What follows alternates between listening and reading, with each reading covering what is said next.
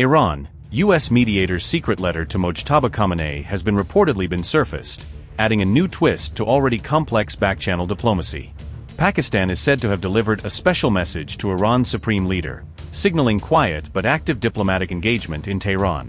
Questions are now being raised about whether Trump has been sidelined by Islamabad's alleged secret handshake diplomacy in Tehran, as regional mediation efforts intensify.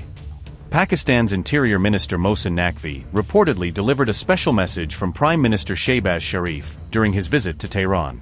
The message was addressed to Iran's Supreme Leader Mojtaba Khamenei, marking a significant diplomatic communication channel. Pakistan's Interior Minister held talks with Iranian Foreign Minister Abbas Araghchi on June 7. The two leaders focused their talks on bilateral relations and regional diplomatic developments. Both sides also reviewed ongoing efforts aimed at de-escalating tensions linked to the wider US-Israel-Iran conflict. On June 6, Naqvi met Iran's Interior Minister Eskandar Momeni in Tehran for separate discussions.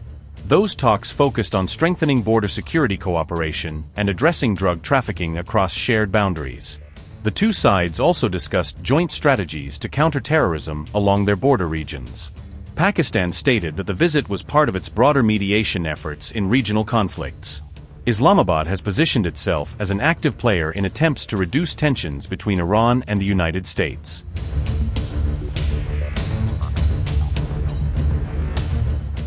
Former intelligence analyst Larry Johnson has publicly asserted that Iran is approaching a point at which it may formally declare itself a nuclear power, a development he says could upend regional stability and global non-proliferation efforts. The same former CIA analyst further alleged that Pakistan dispatched a confidential red alert message to the United States, a discreet warning that, if accurate, would signal Islamabad's belief in an imminent and serious escalation. He added that Eskandar personally delivered that urgent message to America's Secretary of State Marco Rubio in May 2026, implying direct, high-level communication between Pakistani officials and senior US lawmakers. However, Pakistani authorities have denied these accounts, insisting they did not share any classified nuclear intelligence with Washington or any other party. Islamabad described the nuclear allegations as speculative, misleading, and categorically false, urging the media and policymakers to treat such reports with skepticism. Johnson also claimed that Masoud Pezeshkian had briefed Pakistani Prime Minister Shehbaz Sharif about Iran's nuclear status, suggesting the information circulated at very senior political levels. Veteran geopolitical commentator Pepe Escobar echoed similar concerns, warning publicly that Iran might be preparing to carry out a nuclear test to demonstrate its capabilities. Escobar went so far as to propose that Tehran could attempt to prove its nuclear capability with a controlled domestic explosion, a tactic he said would serve as a dramatic signal to the world.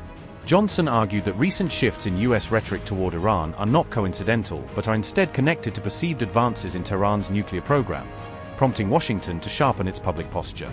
He further claimed that tensions between the United States and Israeli Prime Minister Benjamin Netanyahu intensified after the alleged intelligence reached Washington, complicating already fraught alliances. Johnson maintained that Iran deliberately used an unsecured telephone call as a signaling mechanism, a risky move he interpreted as intentional messaging rather than accidental exposure. According to Johnson, Tehran knowingly took the risk of having that call intercepted by Western intelligence agencies, suggesting the regime wanted any eavesdroppers to hear the message. Amid the swirl of claims and denials, President Trump warned that a war with Iran would end one way or the other, a stark comment he made following public criticisms of Democratic leaders and their handling of foreign policy. Because what I'm seeing from the Democrats, they're going to have some problems. And by the way, if they don't, if they win, this country is finished. We're in trouble. So I hate to say that you have no choice, but I don't think you have much of a choice.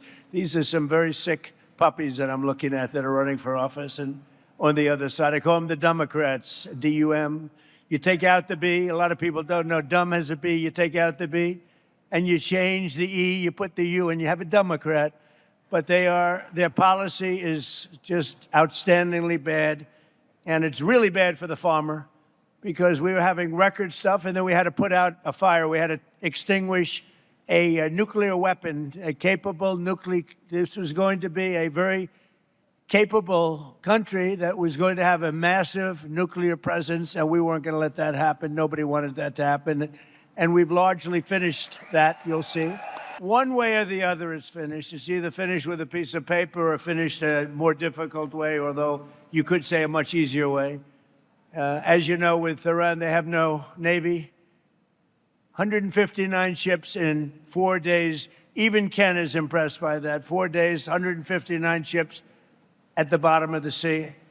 Not that we like that, but that's the way it is. And the blockade is unbelievable. There's never been a blockade like that. The Navy is, we have the greatest military anywhere in the world. There's never been a military like it. And that's why the midterms are coming up. And I hope you people are really spiritized, because we're at a point, we're going to come out of Iran very quickly, and it's going to be very strong, one way or the other, whether it's a piece of paper or the very tough way, okay? The very tough way is maybe the easier way, but we're going to come out, and your fertilizer prices are going to go way down, just like they were 4 months ago. Your fertilizer's down, your energy's down, your oil, your gas is all coming way down. And frankly, I thought it would go much higher than it did. I thought, frankly, that gasoline would be much higher than it was. I was in Iowa, another place I like a lot, and it was just before we started the excursion to Iran, and we passed gas stations. It was $1.85 a gallon, and we're going to get them down to those numbers again very quickly. But as they say in the farming business, we had to take care of business.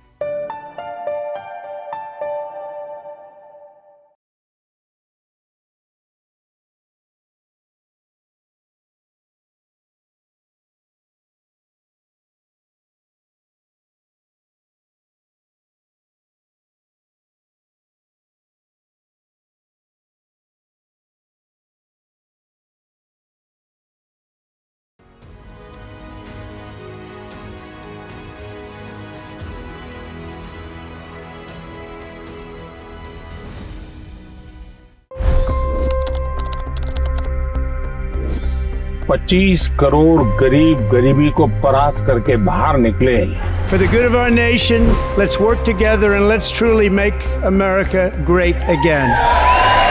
The fastest news breaks. Requested PM saying that look, you will have to speak to Putin and to Zelensky.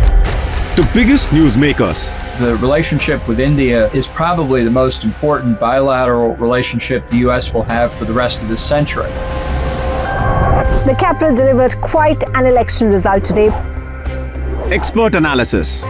The million-dollar question today is how to stop this dance of death. Ground reports.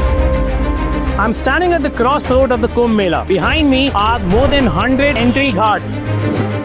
Long-form interviews. Exclusionary politics is reflected in Manipur case as well. You don't bother because this is a small state. Deep dive into burning issues. It's often said DRC could be the richest country in the whole world. It's because of what sits underneath. Why exactly did the US topple the Sheikh Hasina government? HT videos. We don't just break news, we break it down.